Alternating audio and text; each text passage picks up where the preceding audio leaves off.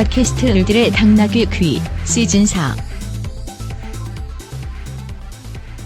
와글와글 우리 시대 을들의 외침 본격 페미니즘 노동방송 을들의 당나귀기. 안녕하세요 청취자 여러분.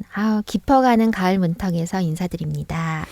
을들의 당나귀기 노동편 오늘도 힘차게 시작해 보겠습니다. 저는 솔키입니다. 네, 안녕하세요. 나랑입니다. 안녕하세요. 써니선영입니다. 이중삼중입니다. 이을입니다.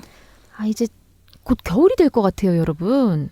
날씨가 갑자기 추워졌는데요. 지난 여름의 그 뜨거움과 열기가 굉장히 아득하게 느껴지는데 가을 어떻게 보내고 계십니까? 한국연호 같은 경우에는 후원회반 끝나고 나서 조금 휴식기를 가졌었어요. 이제 추석 연휴도 있고 해가지고 그 연휴와 뭐 붙여서 이제 못 썼던 월차들을 좀 쓰면서 연차들을 좀 쓰면서 휴식기를 가졌고 저도 그래서 강릉에 여행을 다녀왔습니다. 참, 네, 너무 좋았습니다. 몇 박 며칠로?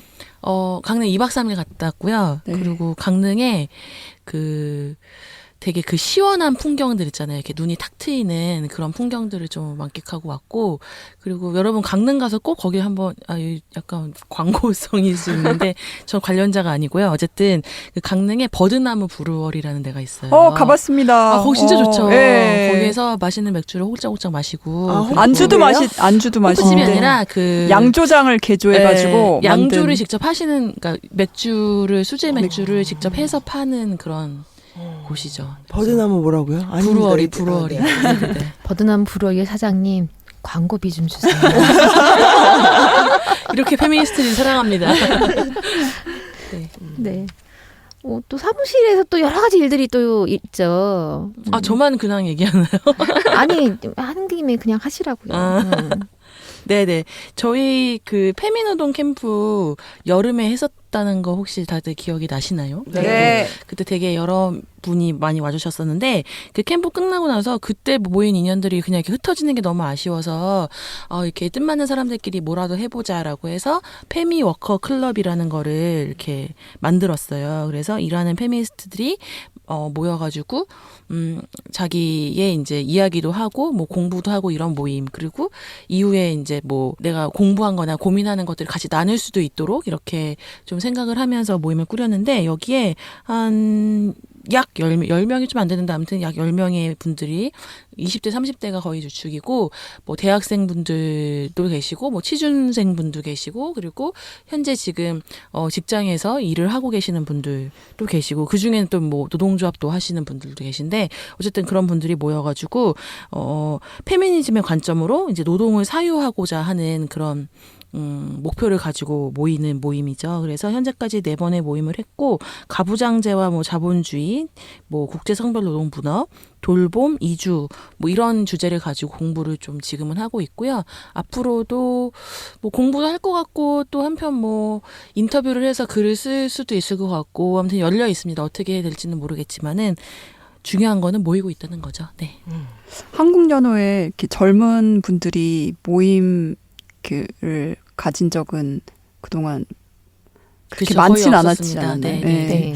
되게 고무적이네요. 네. 올해 들어와서 채용성차별, 그러니까 올해 초부터 이제 시작했던 채용성차별 관련해서 자원활동가들이 모여가지고 대학생 자원활동가들 모여서 뭐 이렇게 글쓰기 같은 거 했던 그래서 38 정도의 이제 채용성차별 당사자 인터뷰했던 그 기사들이 쫙 나가서 약간 반향을 불러일으켰던 적이 있고 뭐 그 이후에도 그 기사를 썼던 분들이 차별에 대해서 직장 내 차별 뭐 혹은 뭐 일하면서 어쨌든 겪는 차별 이런 거에 대해서 이제 공부하는 모임을 좀 상반기에 가졌었어요. 근데 그 모임이 이제 한 텀 이렇게 끝났고 그리고 나서 여름 페미노동 캠프 하고 나서 그다음에 또 이제 이 모임이 생긴 거죠. 그래서 일부는 이제 그때 모임에서부터 계속 하시는 분들도 계시고요. 네, 그렇습니다. 네. 이 모임이 일요일 저녁에 합니다. 대단한데요? 그래서 활동가들에겐 조금 네, 네. 쥐약입니다. 근데 어쨌든 가면은 굉장히 힘받고 네, 너무 재밌어요. 네. 네. 여러분 사랑합니다. 네, 어떻게 삼중님은 전국여성노동조합 요즘 어떻게 지내고 네. 계십니까? 제가 어제 어디 모임을 갔더니 그 모임에 오신 분이 자기는 요즘 이제 한 해 마무리하면서 내년 사업을 구상 중이다 이런 말씀을 하시더라고요. 한 해가 마무리가. 그런데 이제 저희 여성노동조합 같은 경우에는 이 마무리하는 시기에 투쟁이 시작되고 있는 거예요. 그래서 저희 조합원이 많이 속해 있는 학교 비정규직, 청소용역, 고용노동부 콜센터, 그다음에 골프장 조합원들의 교섭과 투쟁이 교섭은 계속 진행 중이었고 투쟁이 본격적으로 시작되고 있어서 굉장히 분주한 나날들을 보내고 있습니다. 아니 이게 뭔가 이유가 있나요?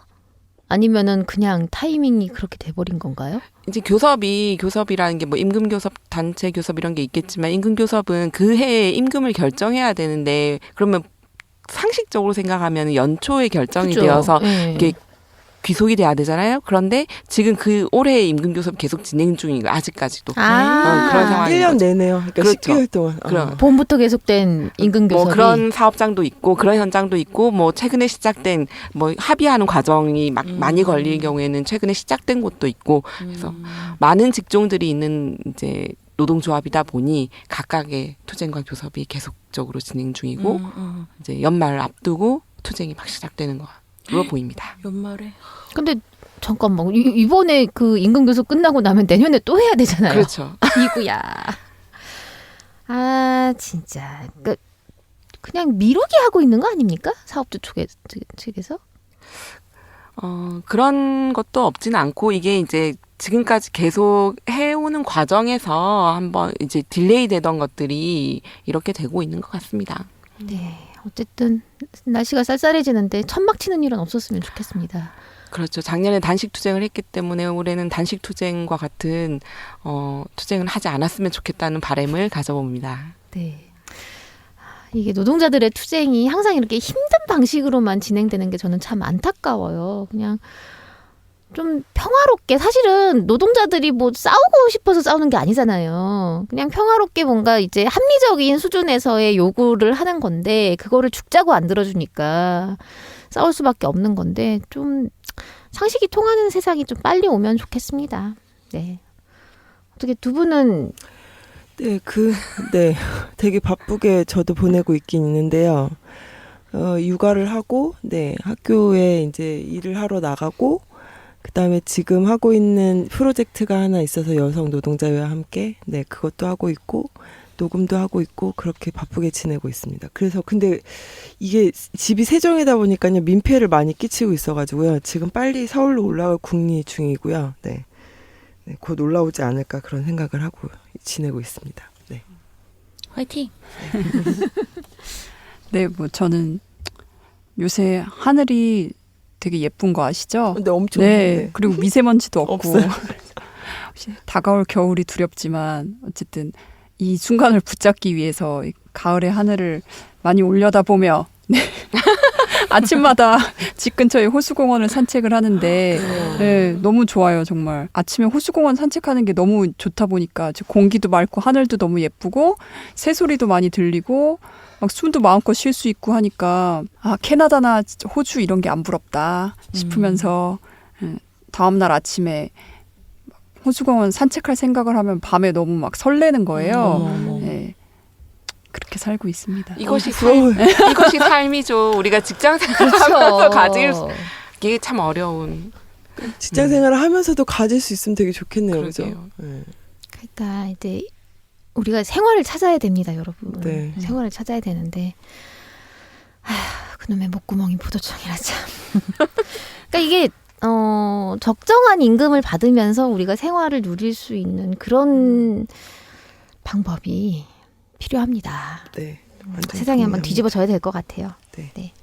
네, 오늘 얘기가 좀 길어질 것 같아요. 근황은 이 정도로 하고 바로 본론으로 들어가 보도록 하겠습니다.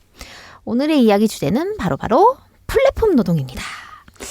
저는 이 주제 사실 몇 년 전부터 왜 우리 그 은수미님이랑 같이 팟캐스트 방송할 때 이 얘기를 많이 하셨었거든요. 그래서 되게 궁금했었는데 예전에는 음식 배달 같은 거를 시키면 그 식당에서 고용돼서 일하는 분들이 배달을 오셨잖아요. 근데 요즘에는 배달시키면 배달만 하는 업체에서 배달을 하잖아요. 그분들이 어떤 형태로 일하고 계신지 되게 궁금했거든요. 네. 우리나라에서는 이제 배달 노동자들이 대표적인 플랫폼 노동자로 우리가 알고 있어요. 그래서 많은 분들이 그렇게 생각을 하실 건데 또 어떤 분들이 있을까요? 요즘에는 가사 노동도 앱을 통해서 많이 이용을 하더라고요. 거기에서 일하시는 가사 노동자들도 플랫폼 노동자겠죠. 또 대리기사분들도 최근에는 앱으로 연계가 되고 있고 선생님을 찾는 앱도 본 적이 있습니다. 다양한 분야에서 다른 사람을 가르칠 수 있는 능력을 가진 분들이 자신의 재능을 올려놓고 이용자는 마음에 드는 분을 선택해서 수업을 듣는 거죠. 요즘에 번역 같은 것도 이렇게 거래가 된다고 알고 있습니다. 그래서 번역이 필요한 누군가가 이제 이렇게 내용을 자기가 뭐 이런 걸 번역해 주세요라고 이렇게 앱이나 웹에 올려놓으면은 이용자들이 번역을 한 후에 그 다음에 올려놓은 사람이 가장 마음에 드는 번역을 채택해서 비용을 지불하는 방식으로 한다고 합니다. 그래서 앱 개발도 이제 요런 식으로 해가지고 개발이 될 때도 있고, 한다고 하고, 그래서 이렇게 좀 보면은 노동이 좀 조각조각 분해되고 다시 조립되는 형태가 플랫폼 노동에서 많이 보여지는 것 같아요. 그리고 또 이제 외국의 경우이기는 하지만 우버도 있지요. 네. 그 택시는 아니지만 이제 앱을 통해 고객과 연계가 되고 이제 본인의 차로 고객을 실어 나르는 거잖아요. 우리나라에서는 현재까지 이게 불법이지만 이렇게 되면 이제 플랫폼 노동이라고 하는 것이 이제 앱과 같은 디지털 세상을 통해서 연계되는 노동이라고 할 수 있는 건가요? 네, 이제 플랫폼 노동에 대한 이야기는 꽤나 방대합니다. 그래서 일단 오늘은 시간 관계상 플랫폼 노동에 대한 개괄 정도로 방송을 준비해봤습니다. 더 자세한 얘기가 필요하시다고 생각되면은 댓글이나 의견 주시면 반영해서 준비해보도록 하겠습니다. 일단 플랫폼이 뭔지 그리고 플랫폼 노동의 종류와 정의를 좀 살펴보도록 하겠습니다. 네. 플랫폼이 뭔지부터 좀 정리를 해봐야 되겠네요. 그렇죠? 네, 우리가 아는 플랫폼이라는 단어가 주로 사용되는 곳은 기차역에 있는 승강장이잖아요. 아, 네. 그렇네요. 그 이제 기차역의 승강장은 그렇죠. 그걸 플랫폼이라고 부르죠. 그래서 많은 사람들이 모여서 이제 다양한 방향으로 나가잖아요. 그렇죠. 예, 저는 오늘 거기서 세종으로 왔습니다. 세종에서 서울로 왔습니다. 플랫폼에 있다가. 이제 그렇다면 이제 여기서 플랫폼은 이제 디지털이죠. 예, 디지털이라는 기차역에서 사람들이 모여서 이제 자신이 필요한 것을 얻는 곳으로 이해를 할 수 있겠죠. 그래서 1번 플랫폼은 배달, 뭐 2번 플랫폼은 심부름, 3번 플랫폼은 번역. 우리가 앞서 얘기한 이런 식으로 말이죠.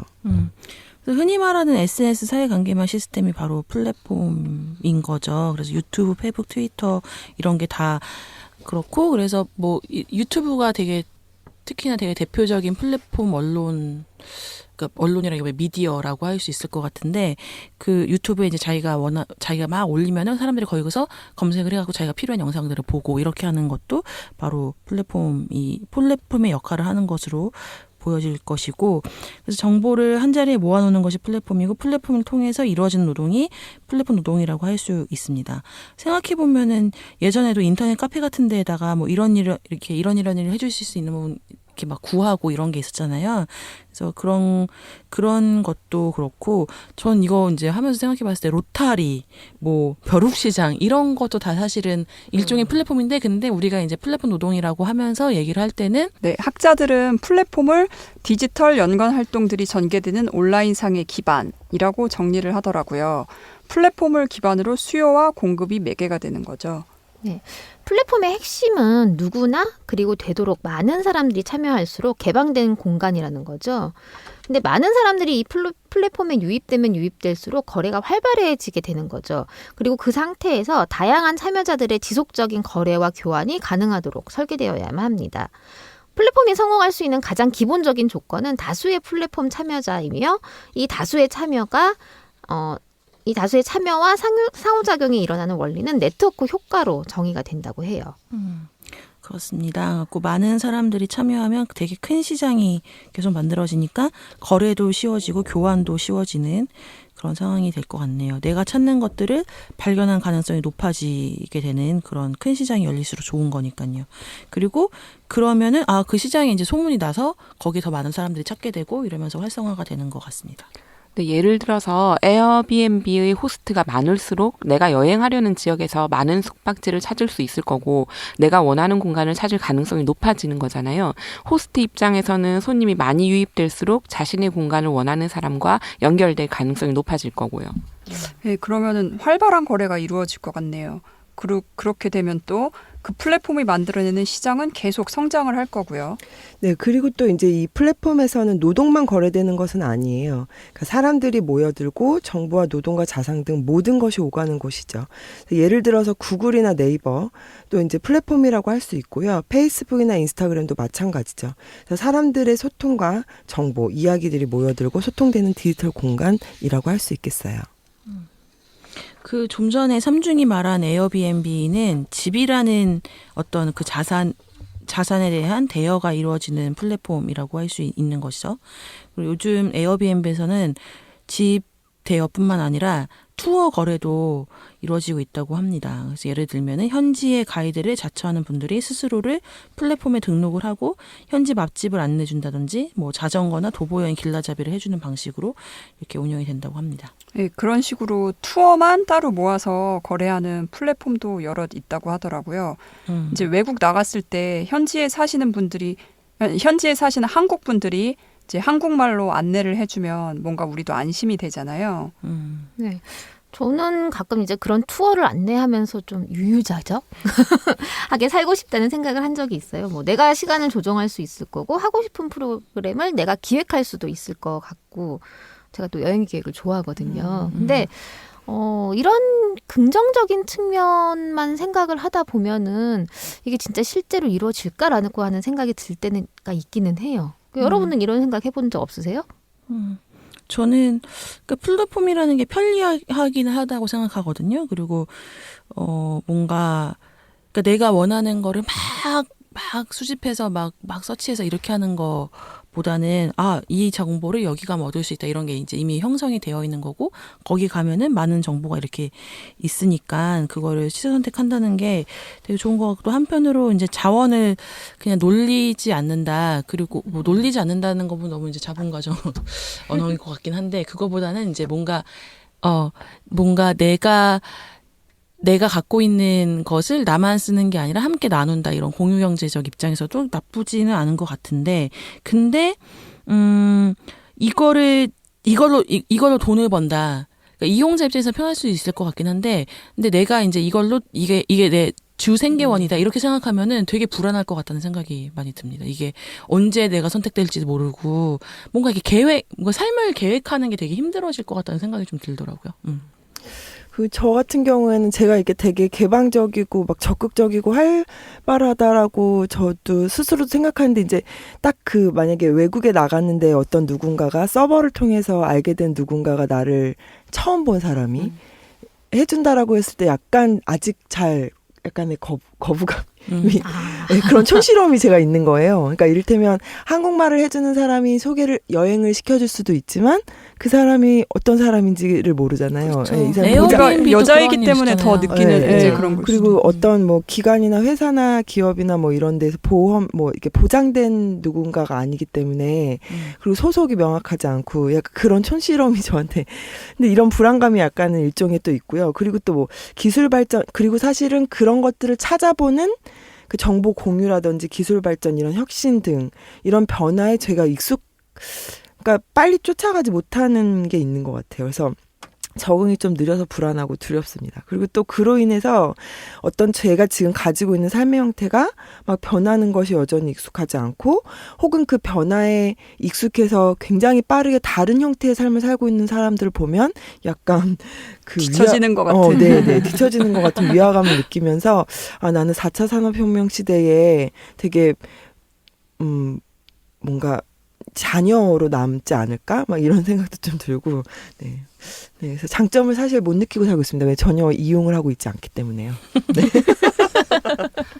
저는 이제 일하는 사람의 입장에서 보면, 그러니까 이런 노동을 통해서 내가 생계를 유지한다라고 했을 때는 기본적으로 내가 먹는 거, 자는 거, 아플 때 치료받는 거, 받고 싶은 교육을 마음껏 받을 수 있는 이런 게 보장이 된다는 가정 하에서는 내가 하고 싶을 때 일을 하고, 그다음에 하고 싶은 만큼 일하고, 이러면 정말 좋을 것 같아요. 그리고 또 한 측면으로는 소비자 입장에서 보면 가사 노동이나 이제 교육이나 아이 돌봄 같은 경우도 플랫폼 노동으로 대치된다라고 했을 때 제가 현재 가사 서비스를 이용을 하고 있단 말이에요. 일주일에 한 번.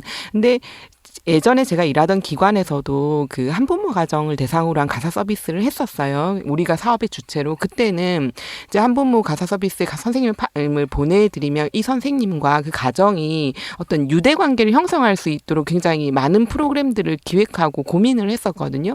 근데 이게 시에서 일괄로 사업을 가져가면서 이게 많이 양적으로 확대가 되고 그 뒤에 제가 이용을 하고 있는데 지금은 말 그대로 시가 몇 개의 업체를 선정해서 그냥 선생님을 파견해 주는 거 외에 이 선생님이 딱 정해진 시간에 정해진 양의 노동을 하는 거 이외에 어떤 유대를 하려고 전혀 하지 않고 그냥 시 예산이 제대로 쓰였는지만 이렇게 되고 있더라고요. 그래서 소비자 입장에서도 돌봄이나 뭐 가사와 같은 영역들이 내 집에 오는 사람이 어떤 기관에 얘기했을 때 선생님 매번 바뀔 수도 있고 누가 오는지도 모르고 이렇게 된다라고 한다면 편리하기는 하겠지만 이것이 위험하다는 생각도 들면서 뭔가 비어 있다라는 게 계속 고민이 되더라고요. 이 플랫폼 노동이라는 게 정말 많은 얘기들이 나올 수 있는 주제구나 하는 생각이 드네요. 네. 사실 저도 이거 자료를 좀 준비를 하면서 대체 이 내용을 갖다가 어떻게 1시간 반 안에 쓸어 담아야 되나 라고 하는 고민을 굉장히 많이 했어요. 근데 지금 말씀하신 것들처럼 굉장히 다양한 측면이 있는 것 같아요. 어떻게 보면은 이제 노동자로서의 어떤 삶에 대한 아까 나랑님이 얘기하신 어떤 여유 같은 것들이 찾아질 수도 있긴 하겠지만 그것이 사실은 불안정성을 담보한 여유라고 하는 문제들이 또 있고 그리고 아까 선영쌤이 말씀하신 것처럼 내가 뭔가 자산을 공유를 하고 그다음에 내가 가진 것들을 공유를 하지만 그것이 누가 나와 공유를 하게 될지 알 수 없다라고 하는 그런 불안감이 또 있는 거고 또 좀 전에 이제 삼중님이 말씀하신 것처럼 어떤 시스템상에서의 어떤 그런 뭐 알고리즘에 의한 배치 같은 그런 문제들 때문에 내가 뭔가 특정한 사람과의 어떤 유대관계를 갖고 싶지만 그렇게 어렵지 않느냐라고 하는 문제제기도 있는 여러 가지 문제들이 좀 있는 것 같아요. 그래서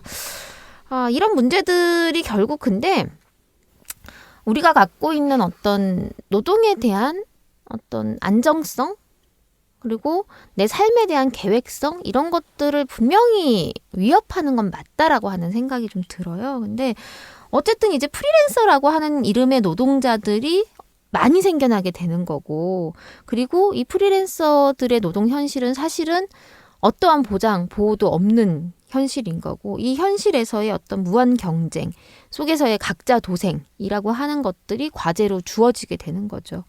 자, 이제 현실은 어떤지 좀 자세하게 들여다보겠습니다. 이렇게 플랫폼을 통해서 만들어진 관계에서의 노동을 플랫폼 노동이라고 하는데요. 흔히 이제 크라우드 워크나 긱 워크로 불리워요. 네, 크라우드 워크나 크라우드 고용이란 말을 들어보신 일이 있으세요, 여러분? 크라우드 펀딩밖에 못 들어요. 그게 같은 맥락이에요. 그렇죠. 같은 텀블벅이라는 어떤 플랫폼을 통해서. 그렇죠. 이제 크라우드가 군중이란 뜻이니까. 그래서 이제 긱 이코노미, 긱 노동자 이런 말들도 또 많이 써요. 그래서 경제신문을 보면은 긱 이코노미의 그 장점에 대해서 굉장히 장황하게 설명하는 기사들을 자주 볼 수가 있더라고요. 그래서 이제 크라우드와 긱을 엄밀하게 구분하지 않고 사용한다면 온라인 플랫폼을 이용해서 불안정한 조직이나 개인이 문제 해결이나 서비스를 제공하고 보수를 받는 일자리라고 정의를 할 수가 있습니다. 그 크라우드와 긱이라는 것이 각각 무슨 표현인지 좀 더 자세하게 말씀해 주시면 좋겠어요. 네. 아까 방금 솔키님께서 이제 클라우드는 군중이라고 얘기했잖아요. 네, 그쵸. 그거에 이제 한국의 뜻은 군중이라는 뜻이잖아요.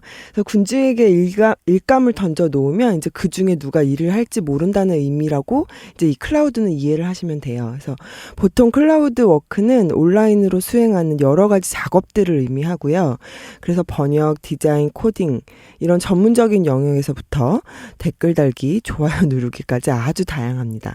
그래서 작업의 결과물도 온라인상에 존재하는 것이기 때문에 디지털 네트워크가 발달하기 전에는 존재하지 않았던 일이 새로 생기는 것이라고 볼 수 있어요. 그래서 공간적으로 보면 클라우드 워크는 일거리가 있으면 지구상 어디에 있든지 수행할 수 있다라고 볼 수 있죠. 반면에 긱 노동은 주로 이제 주문형 앱 노동, 호출형 플랫폼 노동이라고 하는데요. 일의 배정은 온라인으로 이루어지지만 실제 일의 수행은 오프라인에서 이루어지는 거예요.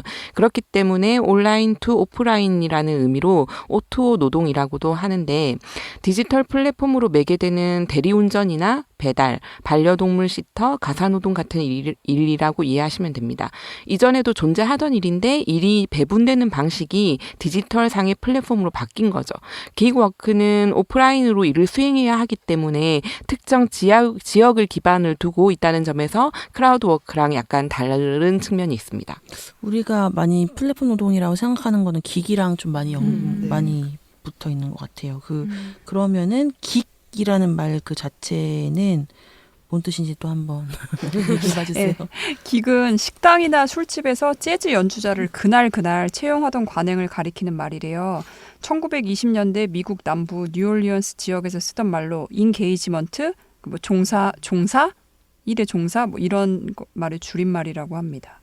그래서 플랫폼 노동은 이제 기본적으로 불안정한 고용 상태를 가정하는 것 같죠. 네, 그래서 기금 불안정한 고용 형태를 가리키는 용어로 가장 적합해 보이네요. 그래서 원래 쓰이던 의미는 일용직 연주 노동자잖아요. 하지만 이 모든 것은 아직 정확히 합의된 내용은 아니에요. 그래서 때론 클라우드 워크나 긱 노동이 플랫폼 노동 전체를 가리키는 말로 쓰이기도 해요. 현재로서는 미래에 폭발적으로 늘어날 것으로 예견되는 노동의 그 형태들이라고 할 수 있겠죠. 네. 이제 우리가 미래 사회를 생각할 때 흔히들 이제 오프라인이 아닌 어떤 디지털 세상, 온라인 세상으로 모든 것들이 가능해진다라고 하는 어떤 그런 미래 상대를 많이 그리잖아요. 근데 그런 세상에서의 노동은 어떻게 될 것인가라고 하는 어떤 일종의 어떤 미래에 대한 암시 같은 느낌이 들기도 해요. 그래서 플랫폼 노동의 특징을 좀 하나하나 좀 짚어보도록 하겠습니다. 우선 생각나는 특성이 뭐가 있을까요? 노동자들이 전반적으로 특수고용 노동의 형태로 일을 하게 되지 않을까. 또 일하고 있고, 그러니까 사업주를 특정할 수가 없으니까 자영업자라고 이렇게 여겨지게 되고, 플랫폼 자본이 노동자로서의 신분을 털어내버리는 거죠. 그래서 노동자가 아니라고 이제 하다 보니까 사대보험이나 뭐 퇴직금, 유급휴가 같은 노동자로서의 기본적인 권리를 보장을 못 받게 되겠죠. 네, 그러니까 지금까지, 그러니까 현재는 퀵 서비스나 배달 노동자의 경우 산재보험 가입 대상이에요. 그런데 이제 정확히 사업장이 있어야 되는 거죠. 이 배달 노동자들이. 그런데 여러 플랫폼에 등록된 노동자의 경우에는 이마저도 여의치 않게 되는 거죠. 어딜 사업장으로 볼 거냐의 문제가 있기 때문에 이들은 사업장 소속이 아니고 이를테면 개인 프리랜서가 돼서 4대 보험 대상이 되지 않고 지금은 되어 있는 이 4대 보험도 못 받게 그러니까 산재보험 같은 것도 그 가입 대상에서 벗어날 수 있게 되는 거죠. 네. 근데 이런 문제들이 사실 비단 최근에 생긴 문제는 아니잖아요. 근데 특수고용 노동자들의 문제는 되게 오래도록 해결되지 않고 있었고 자본은 이 문제를 다시 다른 방식으로 비틀어갖고 새롭게 구조화하고 있다고 보여집니다. 맞습니다. 그 특수고용 노동자 문제를 해결하지 못하고 있는 동안에 이 문제가 더 심각해져 버렸다고 생각을 하고요. 이런 노동자 털어내기 가능한 것은 디지털 기술의 발달에 힘입은 어떤 비즈니스 거래 비용의 하락이라고 많은 사람들이 얘기하고 있습니다. 그래서 오래된 문제의 새로운 모습이라고 정의할 수 있겠죠. 그래서 잉여 수익이 노동자로부터 투자자로 전이되어 가는 것이고 결과적으로 분배의 불평등이 심화되고 근로기준은 침해되는 어떤 문제로 계속 낮아지고 그런 문제로 나타나는 거죠. 그러니까 결국에 기술을 쥐고 있는 거는 자본이기 때문에 노동은 더욱더 비틀린 형태로 나타나는 것 같아요. 이런 노동의 불안정성은 정말 심각한 문제죠. 내가 지금 일을 하고 있지만 내일을 알 수가 없고 무언가 미래를 계획하거나 예측하는 거는 굉장히 어려운 일이 될 것입니다. 그 현재 우리나라 특수고용 노동자 규모를 230만 정도로 추산하는데요. 플랫폼 노동자들까지 합산하면은 그 규모가 더 늘어날 거라고 합니다. 근데 아직까지 플랫폼 노동자의 규모는 그 수는 이제 추산된 바가 없습니다. 늘 자본은 노동을 착취하기 위해서 한 발 앞서가는 느낌입니다. 이런 형태의 고용이 생겨날 줄 누가 뭐 상상이나 했겠어요. 그런 얘기도 있더라고요. 이제 4차 산업혁명 시기에 사실 이제 기술도 많은 사람들이 이렇게 자기가 또 약간의 기술만 가지고도 이렇게 막 뭐 개발을 한다거나 그런 것도 많이 생기고 있잖아요. 그래서 뭐 초등학생들한테 코딩 교육도 하고 이런 것도 이제 생겨나고 있고, 물론 이제 그 현장에 가면은 되게 그 교육이 제대로 되고 있지는 않다 뭐 이런 얘기도 들은 적이 있는데, 어쨌든 근데 그런 어떤 기술의 발전 혹은 기술의 어떤 공유, 뭐 대중화가 이제 일면 이제 이렇게 있긴 있는데, 근데 그 속에서도 여성들이 되게 소외되고, 그러니까 프로그래밍 이런 게 남성의 직종이고 남성들이 훨씬 많잖아요. 그런데 여성들은 뭐 이를테면은 학교에서 뭐 옛날에 그 뭐 기술이었나? 네, 그런 거 안 가르쳐 주는 것처럼 가정만 하고 그렇게 되게 소외돼서 4차 산업혁명이 훨씬 더 이제 진화되고 심화된 그 시기에 여성들의 여성들의 기술의 양극화, 뭐 여성들의 어떤 노동에서의 더 소외 이런 게 더 많이 심화될 거란 전망도 있더라고요. 네. 그 여성들의 노동에 대한 부분들이 어쨌든 지금까지 쭉 전통적으로 가져왔었던 성별 직종 분리 같은 문제들이 계속적으로 더 심화가 될 수 있다라고 하는 우려들이 계속 나오고 있어요. 나오고 있고, 이 문제에 대해서 사실은 조금 더 적극적으로 우리가 대응할 필요는 있다고 봅니다. 근데 이게 참 어려운 문제예요. 내가 하고 싶다고 해가지고 그게 가능한 것도 아니고, 그렇다고 구조가 먼저 바꿔주지도 않는 거고. 근데 결국은 이제 어쨌든 여성들이 항상 요구하고 주장하고 외쳐야 되는 문제라서 참 그게 어렵습니다. 근데 이제 항상 상황이 생겨나면 수습을 할 것을 요구하는 노동자들의 목소리를 모으는데도 시간이 좀 걸려요. 그리고 요구를 시작하면 정부는 이제 실태를 파악하고 검토하고 대안을 만들고 또 제도화하기까지 이게 너무 오랜 시간이 걸리잖아요. 지금 삼중님 웃고 계시는데 아니, 자본은 4차 산업혁명 해가지고 디지털로 세상에 적응하고 있고, 노동은 그거에 대응하느라 아날로그로 대응을 하고 있는데, 정부는 그것보다 더 늦잖아요. 뒷북. 네, 정부는 그것보다 더 늦어서 정말 한숨만 나오네요. 네. 근데 사실 가만히 이러고 보면은 이제 뭐 자본이나 노동이나 정부가 다 같은 시대를 살고 있잖아요. 굉장히 약간 이해할 수 없게도 같은 시대를 살고 있는데 굉장히 바라보는 지점이라든가 이걸 문제를 대하는 방식이 너무 다르다라고 하는 것들도 사실은 이제 정보의 격차가 아닌가 싶은 생각이 들어요. 누가 기술을 독점하고 있느냐의 문제인 것 같아요. 그러니까 결국에 그런 생각이 들어요. 그러니까 뭔가 절대 이 민중들은, 노동자들은 혹은 여성들은 자본을 따라갈 수, 그러니까 기술적으로 뭐 혹은 뭐 정보적으로 따라갈 수는 없잖아요.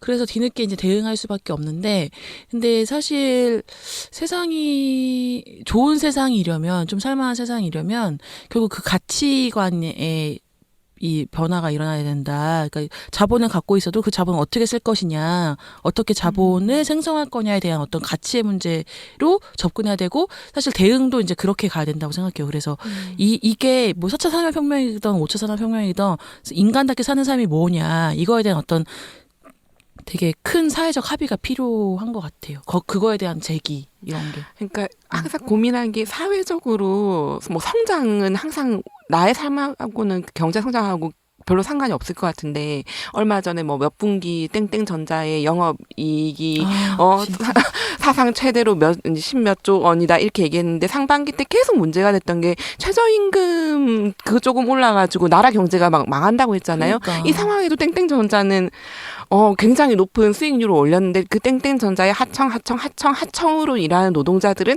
최저임금을 받으면서 그걸로 월 생계도 어려운 상황이라는 거죠. 그러니까요. 사실 땡땡전자의 하청 노동자들은 최저임금도 못 받아요. 그러니까요.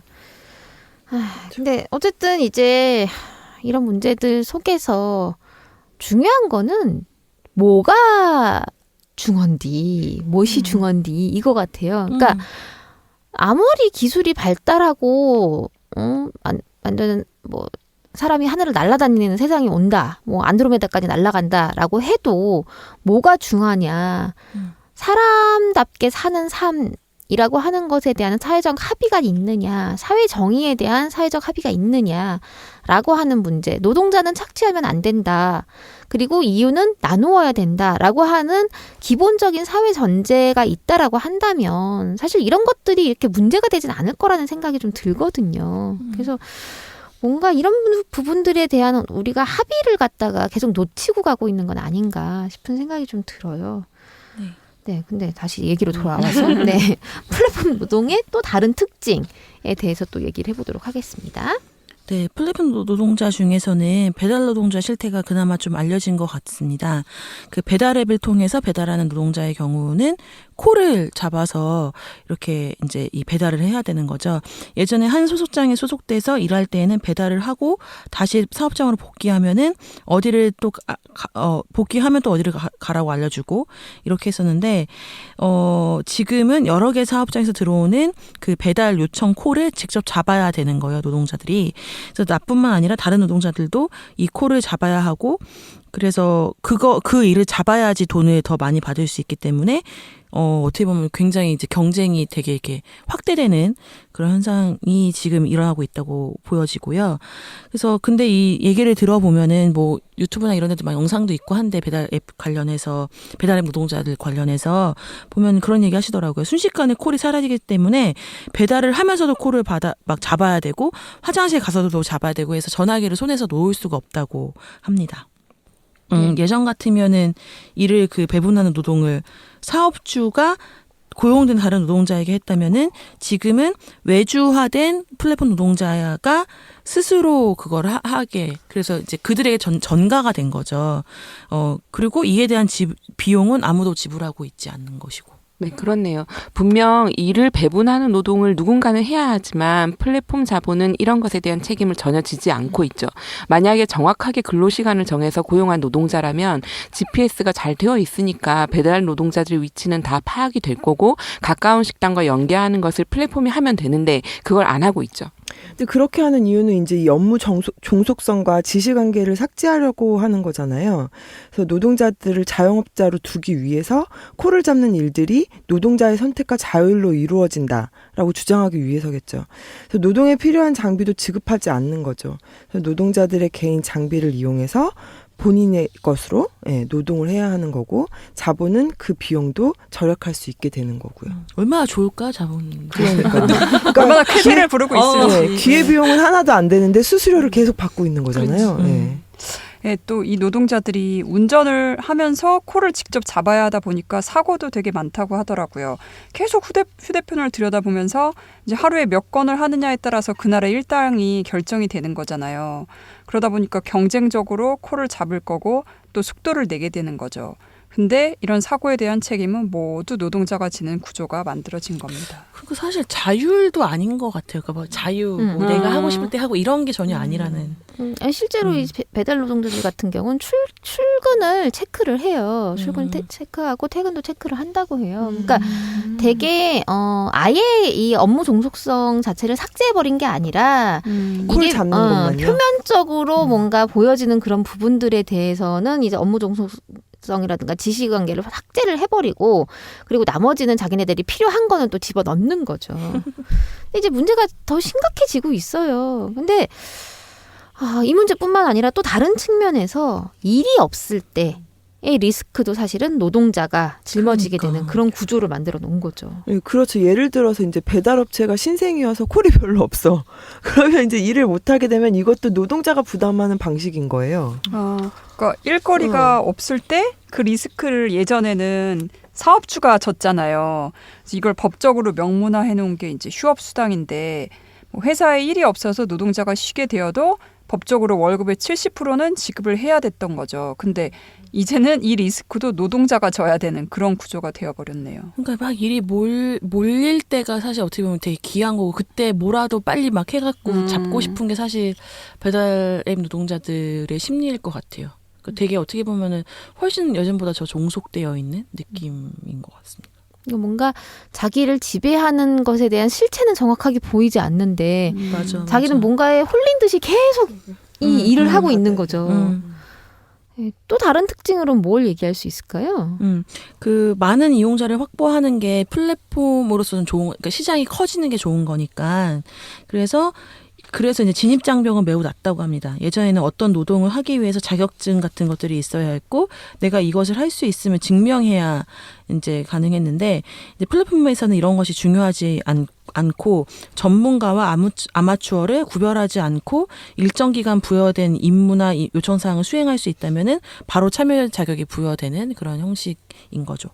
네, 그렇네요. 그러니까 예전에는 이제 번역 일을 한다고 하면 뭐 통번역 대학원을 나오거나 해야만 일거리를 받을 수 있었잖아요. 근데 이제 이 플랫폼 상에서 그럴 필요가 없게 되는 거죠. 그래서 어떤 일의 수행을 원하는 고객은 몇 번의 화면 터치로 주문하고 지불을 하면 끝인 거죠. 그래서 일을 하는 사람이 어떤 사람인지 알 필요도 없고 그 사람이 어느 통번역 대학원을 나왔는지 알 필요도 없는 거죠.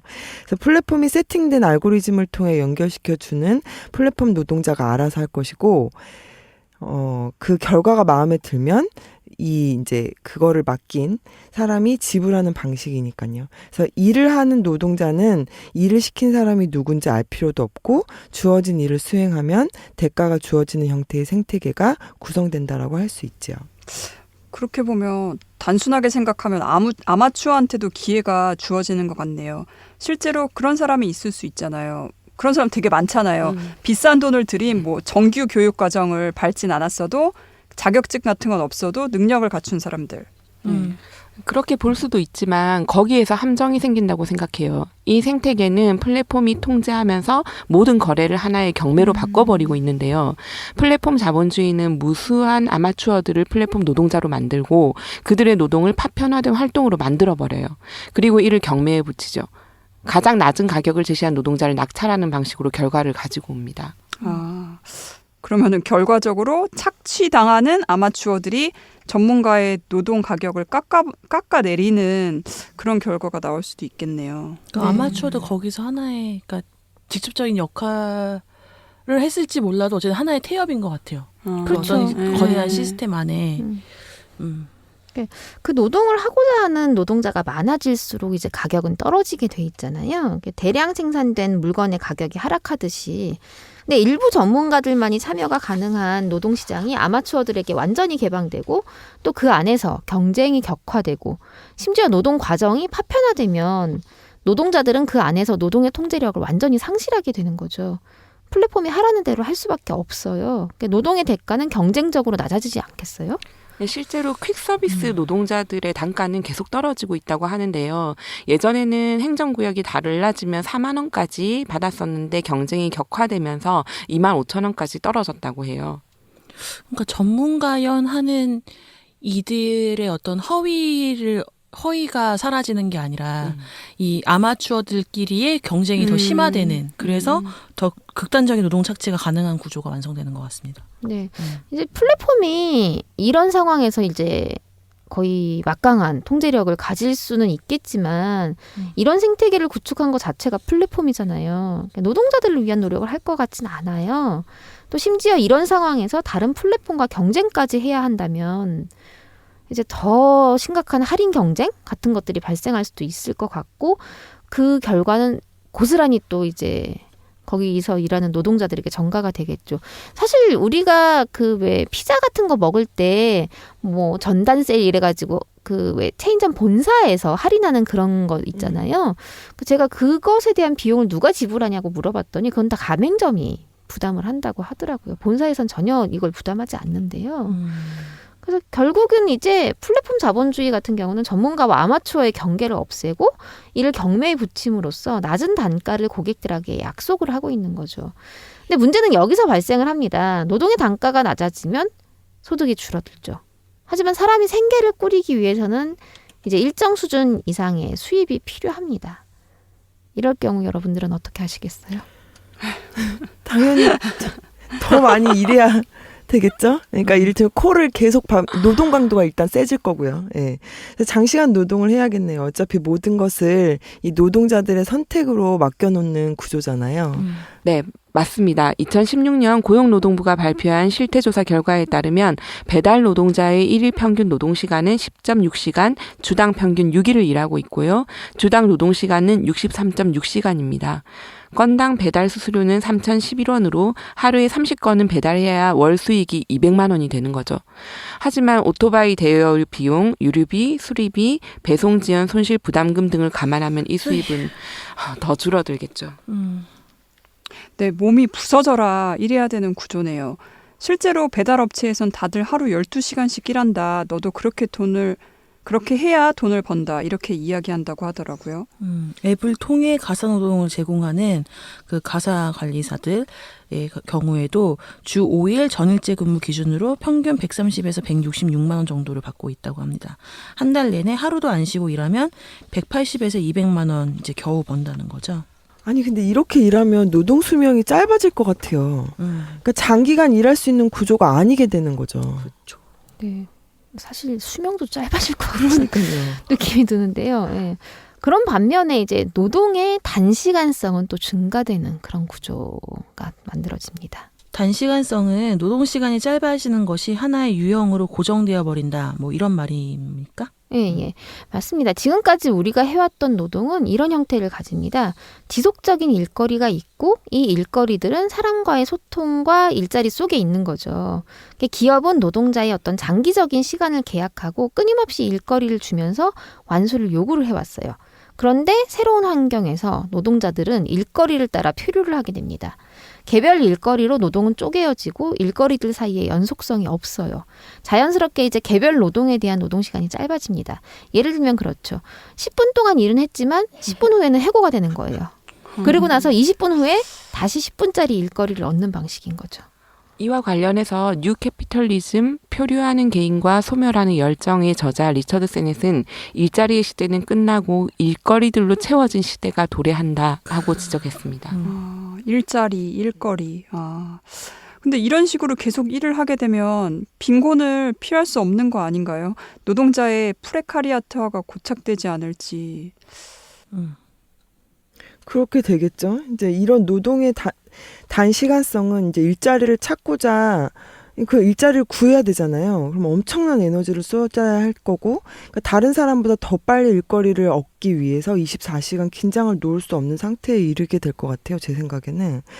그러니까 뭐 표현하자면 항시대기 노동자? 예, 라고 해야 할까요? 그러니까 여가라는 게 혹은 저녁이 있는 삶이라고 하는 게 가능할지 상상이 잘 안 되는데요. 그러면 이제 삶 자체가 파괴될 것 같다는 생각까지 하게 되고요. 생각만 해도 좀 끔찍하지 않나요? 그리고 그 일자리를 찾기 위해서 스트레스가 엄청날 것 같다라고 하는 생각이 듭니다. 그러니까 단순하게 생각해봐도 일하는 시간하고 휴식 시간, 잠자는 시간 이런 게 전혀 분리되지 않고 항상 일을 하는 것도 아니면서 일을 하고 있는 듯한 이런 상태가 지속된다는 건 굉장히 삶을 피폐하게 하는 거고, 이게 항상 대기 상태라는 게 사람을 끊임없이 긴장 상태로 만들잖아요. 그러면 그게 분명히 건강의 악화로 이어질 텐데 이거에 대해서는 그 누구도 책임을 지지 않는 구조가 될 거라는 거죠. 네. 이쯤 되면 이제 현재의 플랫폼은 플랫폼 자본주의 그 자체다라고 불러도 과언이 아니라는 생각이 듭니다. 그러니까요. 정말 갈수록 암담해지는 것 같아요. 그 플랫폼 자본주의라는 이름이 가능하려면, 그러니까 이것이 자본의 새로운 축적 체제를 의미해야 하는 거잖아요. 그 플랫폼 자본이. 그래서 그런데 현재의 플랫폼은 충분히 그 기능을 하고 있다고 보여지는데요.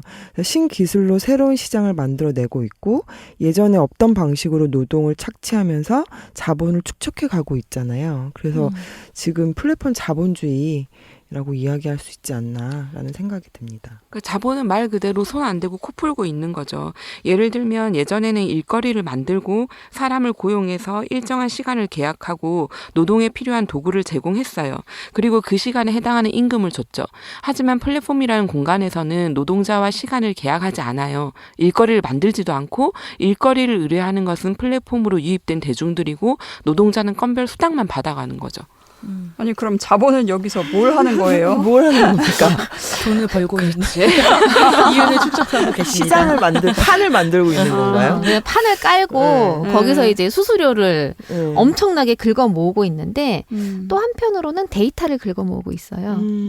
네. 네. 어떻게 사람들이 네. 움직이는지. 그렇죠. 사고 뭐 예를 파는지. 들면은 뭐 페이스북이나 뭐 구글이나 이런 회사들 그리고 애플 같은 회사들이 이 사람들이 어떻게 움직이고 어떤 것들을 소비하고 어떤 개인들이 요구를 가지고 있는지. 개인들이 어떤 패턴으로 움직이느냐에 따라 가지고 그 방대한 데이터를 갖게 빅데이터. 되고 네. 그러면서 이 데이터를 이용해서 다시 마케팅에 활용을 하게 되는 거죠. 네, 네. 그러니까 쿠팡에서 뭘 하나 검색을 하고 맞아요. 나서 그럼 계속 페이스북이나 뜨죠. 인스타그램에 들어가면은 그 상품이 그 막 상품과. 계속 스폰서가 돼가지고 막. 그죠. 어. 유사 상품이 계속 떠요. 그래서 계속 그것을 검색하게 몰라, 하고. 무서워요. 네. 그러니까 그 드라마 라이프에서 그 병원이 어떤 재벌 소유의 병원이잖아요. 거기에 사장단 막 모아놓고 이건 불법이지만 법 의망을 피해가게 우리 환자들의 정보를 너희 보험회사에 건당 얼마에 줄게 이런 얘기를 하더라고요. 그러니까 실제 그게 없다라고 할 수 없고 문제는 나의 정보가 어떤 회사 어떤 병원에서 어떻게 활용되는지 개인은 알기가 너무 어렵고 알려고 해도 굉장히 번거로울 뿐만 아니라 힘든 과정이고 증명하기도 어렵다는 거죠. 그러니까 사실 구글이나 애플 같은 회사에서 왜 자율주행차를 만들까라고 하는 거를 사람들이 이상하게 생각하는 때가 있었어요. 근데 뚜껑을 열고 보니까 그런 거죠. 사실 우리가 지금 운행하고 있는 차는 우리가 개별적으로 입력을 해야 돼. 내비에다 다 입력을 해야 되잖아요. 어디로 가라, 어디로 가라, 뭐 이런 식으로 입력을 해야 되는데 구글이나 애플이 가진 빅데이터를 이용해가지고 그것을 갖다가 차에 장착을 해버리게 되면은 예를 들면 차가 우리한테 이렇게 얘기를 하겠죠. 아, 오늘은 당신 생일입니다. 당신이 좋아하는 어느 식당으로 갈까요? 아니면은 뭐 가을이 되었습니다. 뭐 우리 꽃구경을 어디를 갈까요? 뭐 이런 식으로 이제 먼저 우리에게 제안을 해오는 건 거죠. 근데 사실은 사람들이 그게 굉장히 편안하게 느낄 그쵸, 수 있는 네. 거예요. 생각을 안 해도 되고. 그렇죠. 내가 좋아하는 취향, 내가 가고 싶은 곳, 내가 먹고 싶은 것들을 얘가 정확하게 딱딱 알아가지고 그것을 제안을 해주니까. 네. 근데 사실은 그 안에서는 엄청나게 많은 기업들 간의 마케팅 경쟁이 있을 거고 그 안에서의 우리는 사실은 포획된 거의 거미줄에 걸린 파리 같은 네. 그런 느낌으로 세상을 살아가야 되지 생각만 해도 않을까. 무섭네요. 네. 네. 근데 또 한편 그 공포가 편리와 붙어 있는 거기 그쵸. 때문에 네. 거부할 수 없을 것 같아요. 만약에 한번 그렇게 된다고 익숙해지면. 하면. 네, 익숙해지면. 네. 그리고 내가 내 마음을 아는 것보다 이 로봇이 나한테 얘기해 주는 게 더 정확하고 더 신뢰할 수 효율적이고 있고. 더 신뢰할 수 있어. 그리고 심지어 길도 안 막혀. 그 길로 가면 예를 근데 들면 그러니까 저는 진짜 혁명은 혁명이겠구나. 그러니까 생활 양식을 완전 바꿔버리니까 뭔가 그 일상을 다 바꿔버리는 거니까 4차 산업혁명이 진짜 혁명이구나 생각이 드는데 근데 그러면서 자유라는 개념도 되게 뭐 나쁘게 말하면 왜곡 변질이고 좋게 말하면 뭐 변하고 그런데 되게 하여튼 변화가 생길 것 같네요. 네, 인간의 자유의지라고 하는 거를 갖다가 어디부터 어디까지로 볼 것이냐라고 하는 질문도 이제 철학적인 그런 그 질문들에서 다시 나올 것 같다는 생각이 좀 들기는 해요. 사실 이 엄청난 세상의 변화에서 우리는 참 고요하게 살고 있었나라고 하는 생각이 좀 하늘만 들긴 보면서. 아, 그러게요. 하늘을 본다. 그렇습니다. 어쨌든 근데 이제 플랫폼 안에서의 이 거래에 대한 이제 막대한 건별 수수료를 일단 챙겨가고 있어요. 근데 그러면서 노동자에 대한 보호 의무에서는 굉장히 자유로운 그런 자본이 행복한 구조를 구축을 해가고 있는 거죠. 이제 전통적으로 법에서 보호하는 노동자라고 하는 형태와는 다른 방식으로 노동자를 조직을 하고 있고 자본은 이들에게 4대 보험도 퇴직금도 최저임금도 보장할 의무가 없다라고 주장을 합니다. 왜? 모든 것은 노동자들의 선택이고 노동자들의 자율이다라고 주장을 하는 거죠. 그러니까 뭐 공유 경제나 이런 거를 얘기할 때 그 어떤 낭만성 이런 게 있잖아요. 뭔가 되게 좋은 거고 막 나눠 쓰고 뭐 이렇게 하는. 근데 그런 게 아니라는 게 그러니까 자본주의 안에서는 모든 것이 그렇게 막 포섭이 되는 것 같다는 생각이 드는데 그러니까 플랫폼이 그야말로 거대한 자유 경쟁 시장이 된 거고 여기에서 발생하는 이유는 모두 가져가면서 추가로 부담하는 비용은 거의 이제 없는 결과가 자본에게는 그렇게 발생하게 되는 거죠. 지금껏 전 세계 국가들이 기껏 노동자를 보호하기 위해서 제도를 만들어서 운영하고 이제 그걸 지키려고 이렇게 막 노력해오고 그걸 또 지키게 하려고 막 투쟁해오고 이렇게 했는데 이 모든 노력이 어떻게 보면 이제 의미 없는 것이 될 공산이 크다라는 생각이 많이 들었습니다. 그럼 그야말로 자본이 꾸던 오랜 꿈이 실현되는 그런 공간이 현재의 플랫폼이겠네요. 이유는 최대로 긁어가되 비용은 최소화하는 그런. 덜덜덜. 노동의 이제 과정마다 전문가 혹은 정규직들이 해야 하는 노동을 아웃소싱을 통해 외부로 맡기는 경향이 점점 확대되어지는 거잖아요. 그래서 그 외부는 노동자이지만 노동자가 아니라고 말해지고 있고 국가와 제도가 그럼 여기에 좀 개입을 해야 되는 거 아닙니까?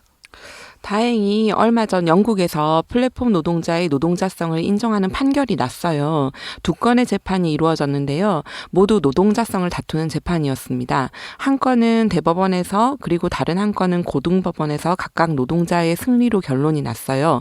우버를 상대로 한 소송이 고등법원에서 노동자의 승리로 끝났고 지금 대법원에 계류 중인 것으로 알고 있습니다. 네. 그나마 참 다행이다는 생각이 좀 들어요. 근데 한국에서는 사실 이런 판결을 좀 기대하기 어렵지 않을까요? 아직도 이제 법원의 노동자성에 대한 판단은 매우 보수적이고 이제 세상은 빛의 속도로 변화해 가는 데 비해서 이에 대한 대응이 너무 느리잖아요. 그러니까 또 대응을 잘 못하게끔 그러니까 저는 막 이런 거 생각할 때마다 전문가라는 사람들에게 너무 화가 나는데 끊임없이 이 현재의 법망을 피해갈 수 있는 그것들을 법률을 조언해주고 또 이들이 또 필요한 법들을 만들어주잖아요. 그러니까 이 플랫폼 노동이 되면서 이 플랫폼 회사는 절대 노동자라고 지칭하지 않아요. 마치 프랜차이즈사가 가맹점주라고 표현하는 이 사람들이 실제로는 이 프랜차이즈사의 노동자성을 굉장히 많이 가지고 있으면서도 여러 가지 비율로 가맹점주라고 하잖아요. 그러니까 우리의 뭐 사용 고객님, 소비 고객님 이런 다른 용어들로 노동자란 말 대치하고 있고 이거에 전문가들이 끊임없이 뭐 파트너 끊임없이 이걸 조력하고 있다는 게 정말 화가 나는 거죠. 적어도 사회적으로 이런 영역에서 이렇게 하는 건 안 되라고 하는 어떤 사회적인 합의, 기준들이 있다라고 한다면 이렇게까지 노동시장이 무너지지는 않을 것 같은데 말입니다. 사실 편의점 같은 경우도 정확하게 따지고 보면은 편의점 점주들은 노동자라고 보는 게 맞다고 해요. 그러니까 사실 일본에서는 편의점주들의 노동조합이 만들어졌다고 하더라고요. 저도 그거 굉장히 공감합니다. 굉장히 이게 노동의 형태, 노동의 시간, 노동의 공간이라고 하는 것들에 대해서 체인점 본사가 강력하게 통제를 하고 있고 이 통제 밖을 벗어나게 되면은 벌금을 또 물게 되는 그런 구조로 만들어놨기 때문에 자기 자본을 투여하고 그렇게 극악한 노동 통제 속에서 일을 하고 있는 게 사실은 대한민국 편의점 점주라고 얘기를 하더라고요. 실제로 돈이 없어도 또 프랜차이즈사가 대출을 해줘요. 그리고 또 그거에 대해서 대출 수수료 이런 것도 챙기겠죠. 그러니까 별로 소사장도 아닌 거네요. 근데 또 재밌는 거는 이런 플랫폼 자본주의가 아까 이을이 계속 공유 경제의 낭만성에 대해서 얘기를 했잖아요. 근데 사실은 이제 공유 경제와 출발이 유사했어요. 네, 그래서 공유 경제는 이제 서로가 가진 것을 나누어 쓴다라는 공동체 경제를 부르는 말이잖아요. 근데 자본과는 전혀 관계가 없어 보이는데 오히려 반자본주의 아닌가요? 공유경제는? 근데 이게 어떻게 플랫폼 자본주의의 그 출발과 유사하다는 건지 네. 궁금하네요. 이게 공유경제가 1970년대부터 이제 얘기가 되어 온 거예요. 이때는 디지털 기술과는 전혀 관계없이 문자 그대로 있는 거를 나누어 쓴다라고 하는 의미로 언급이 되어 왔습니다. 협력적 소비로 쓰지 않는 재화를 버리기보다는 서로 공유한다라고 하는 의미로 지속 가능한 성장을 지향한다는 맥락에서 사용되어 왔었는데요. 아, 그러다가 그러면 디지털 기술이 개입하면서 변질되기 시작한 건가요? 그 디지털 기술이 발달하면서 이전에 시장 바깥에 있던 유휴 자원과 그다음에 조각난 어떤 노동들이 데이터화되고 또 금융화되고 이런 걸 통해서 시장 내부로 끌어들이기 시작한 거죠. 초기에는 분명 공동체적 가치가 존재하고 있었는데 문제는 무엇을 공유하는지, 누가 공유하는지, 공유 과정의 비용은 또 누가 지불하는지, 또 수익이 난다면 누구의 것인지 이런 문제가 대두하면서 변형되기 시작한 겁니다. 그러니까 제 생각에는 그런 것 같아요. 자본주의 체제 안에서 이런 어떤 공동체성 이런 것들이 얼마나 이렇게 왜곡되기 쉬운지를 보여주는 것 같아요. 그 사례는 아니고 생각해 볼 수 있는 게 이제 서울시가 운영하고 있는 자전거 공유 시스템인 따릉이가 있잖아요. 뭐 서울시만이 아니라 다른 지역에서도 이제 자전거 공유 시스템이 운영이 되고 있는데 이거는 분명 공유 경제인 것 같아요. 근데 지금은 그 자전거 공유를 위한 플랫폼 운영 비용을 서울시가 대고 있는데 만약에 그 다른 부분에서 공유 경제가 순수하게 자원의 공유만을 위한 게 아니라 그 과정에서 발생한 수익을 누군가가 챙기고자 한다면 변질될 수 있을 것 같네요. 이제 이해가 가네요. 이게 목적이 공유가 아니라 수익 창출로 바뀌면서 그렇죠. 공유 경제는 비즈니스 모델이 되기 시작한 거라는 거잖아요. 그래서 현재의 세계는 이제 글로벌 경쟁 위기가 상시화되어 있기 때문에 이런 환경에서 많은 사람들은 자신이 쓰지 않는 물건이나 본인의 시간과 노동력 등을 활용해 수익 활동을 원하게 되고, 그러니까 온라인 플랫폼을 기반으로 해서 이런 활동이 수월해지고 있는 거다라는 거죠. 공유경제의 공동체성은 플랫폼 운영자가 누구인가에 따라 달라지는 문제가 돼버린 거죠. 앱 기반의 경제활동이 보편화되면서 플랫폼은 자본주의 영역으로 포섭되어 버린 거고요. 이게 4차 산업혁명의 단면이라고 볼 수 있겠습니다. 그 4차 산업혁명이 무엇인지에 대해서는 아무도 명확하게 정의를 지금은 하고 있지 못하지만은 직관적으로 이런 현실이 4차 산업혁명으로 인해서 생겨나는 변화다 이렇게 느낄 수 있는 것 같아요. 네, 동의합니다. 플랫폼은 공유 경제로부터 태동을 했고 기술 발전에 힘입어서 4차 산업혁명의 동력을 제공하고 있는데요. 그리고 사회는 4차 산업혁명에 대비하기 위해서 노동자들한테 경쟁력을 갖춰라 이런 요구를 합니다. 하지만 그 전에 중요한 것은 어떻게 안전한 사회를 만들 것인가 하는 고민이라는 생각이 드네요. 평등한 사회. 네, 그렇죠. 안전한 사회, 평등한 사회. 이제 오늘 제가 이게 자료를 정리를 한 부분에서는 거기까지 나오진 않는데, 근데 이 대안에 대해서 사람들이 논의를 한 게 쭉 있잖아요. 근데 이제 기본소득까지 나오더라고요, 또. 당연히 나올 것 같아요. 네.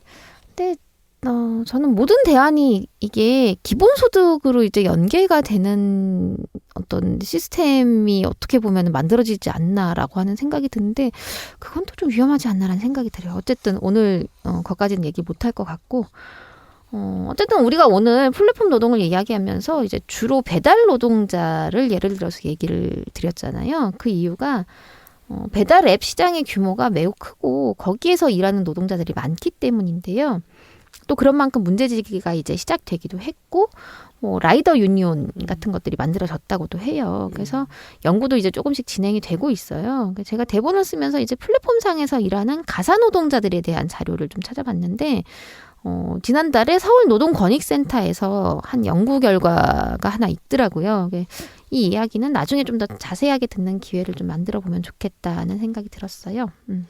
그 플랫폼 노동자의 문제는 주로 배달이나 대리기사와 같은 이동을 하면서 일하는 노동자들을 중심으로 논의되어 왔잖아요. 오늘 이 이야기도 그걸 중심으로 조금 나눠봤었고요.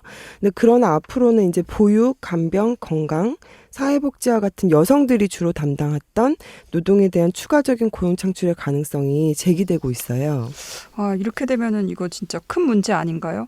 가사노동은 지금 현행법상에서도 노동자로 인정받지 못하는 노동의 사각지대인데, 그리고 다른 돌봄 노동도 여성이 주로 한다는 이유로 그 가치를 저평가받고 있어요. 근데 이런 상황에서 가격 경쟁을 부추기는 플랫폼상에서 이 노동이 거래될 경우에는 임금도 낮아지고 인권도 침해받고 노동은 장시간 해야 되고 이런 문제들이 더욱 감춰지고 은폐되면서 좀 확산될 우려가 있다고 봅니다. 네, 그런 우려가 되게 충분하다라고 하는 생각이 들고요. 실제로 지금도 아까도 말씀드렸다시피 가사노동자들 같은 경우 이제 앱으로 이제 노동이 연계되는 가사노동자들의 월 임금이 한 하루도 쉬지 않고 일을 해야 180에서 200 정도 사이라고 하는 것을 보면은 지금도 충분히 임금이 낮지 않냐라고 하는 생각이 좀 들기는 해요. 근데 이런 것들이 좀 더 보편화되고 확산된다라고 한다면 이것에 대한 우리의 어떤 대안은 무엇이냐라고 하는 질문들, 그리고 사회 안전망은 어떻게 깔아야 되느냐라고 하는 문제들에 대해서 여성 노동자에는 또 끊임없이 준비를 해야 되지 않는가라고 하는 생각이 좀 듭니다. 예, 할 일이 너무 많네요. 그래서 사회생활을 잘 모르는데 또 그러게요. 또 어쨌든 오늘 시작에서도 말씀드렸다시피 오늘 방송은 이제 플랫폼 노동에 대한 개괄 정도로 이제 준비를 했어요. 뭐 얘기를 시작하다가 만 느낌이긴 한데 좀 더 많은 얘기를 나누고 싶지만 뭐 이 정도로 오늘은 접어야 될 것 같고요. 플랫폼 노동이 더 나은 노동이 되기 위해서는 우리나라뿐만 아니라 이제 전 지구적 차원의 좀 치열한 논의가 필요하지 않을까라고 하는 생각을 좀 해봅니다. 참고로 이제 4차 산업혁명과 디지털 세상에서 우리가 인간답게 살기 위한 여러 가지 방법들을 고민하고 있는 사람들은 분명히 있고, 그리고 이 고민들, 생각들은 우리 모두가 함께 해야 되지 않을까 싶습니다. 함께 생각해봐 주시면 좋겠고요. 오늘도 여기까지 들어주신 여러분 감사합니다. 댓글과 후기 남겨주시고요. 구독과 하트도 많이 많이 날려주세요. 네, 다음 시간에 또 뵙겠습니다. 감사합니다. 여러분 안녕. 오늘들의 당나귀 귀 시즌4는 2018 서울특별시 성평등기금 후원 사업으로 한국여성노동자회에서 제작합니다.